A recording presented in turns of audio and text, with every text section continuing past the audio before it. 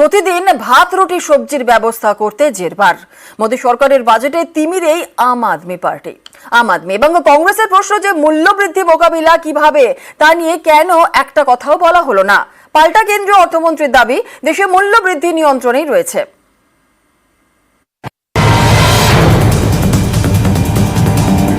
তৃতীয় মোদী সরকারের প্রথম বাজেট।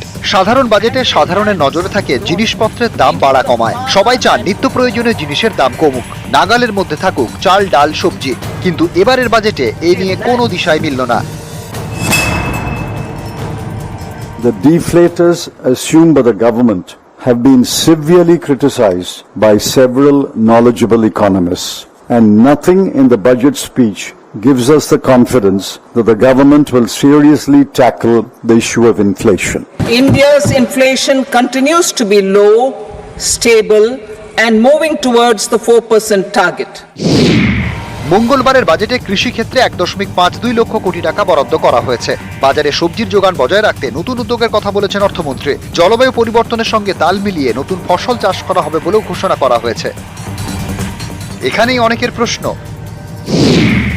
সারের দাম নিয়ে তো বাজেটে কিছুই বলা হলো না। চাষের খরচ কি কমবে? চাষের খরচ যদি বাড়তেই থাকে তাহলে কৃষকদের দুর্দশা ঘুচবে কিভাবে?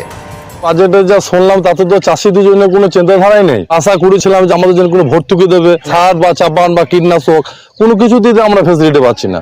অথচ ফসলের ঠিকমতো দামও আমরা পাই না, তাহলে আমরা তো চারিদিকে মরে যাচ্ছি। চাষের কৃষি যে যন্ত্রপাতি কিছু দাম কমবে, কিন্তু কোনোটাই তো সেরকম কিছু আশা পাওয়া যায়নি। কিছু সুরা হয় বাজেটে, তো সেরকম কিছু দেখলাম না।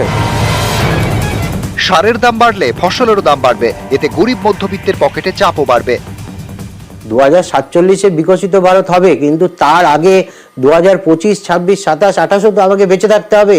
এই জীবন যুদ্ধের যে সংগ্রাম, সেই সংগ্রামটাতে যাতে মানুষ জয়ী হতে পারেন, তার জন্য সরকারের একটা শর্ট টার্ম চিন্তা ভাবনারও কিন্তু দরকার আছে।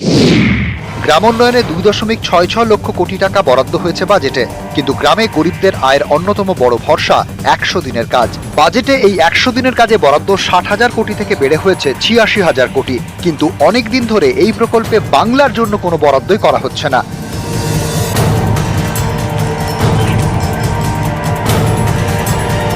এই বাজেটটা এক কথায় এটা জনগণের বাজেট না, কেন্দ্রীয় সরকারের একতরফা একটা আমাদের প্রতি বঞ্চনা। গ্রাম ছেড়ে আমাদের বাইরে যেতে হবে, তাই এই বাজেট আমাদের মনোপুত হয়নি। কাজ সম্বন্ধে কোনো যে কিছু 100 দিনের কাজ হবে কি না হবে, আর ওই সম্বন্ধে আমাদের সংসার চলে। আর চাষবাসের যা অবস্থা এখন, মাঠঘাটের কাজকর্ম নাই, রাজমিস্ত্রির কাজ তো এখানে সেরকমই নাই। কিন্তু 100 দিনের কাজ হলেও ভালো হতো।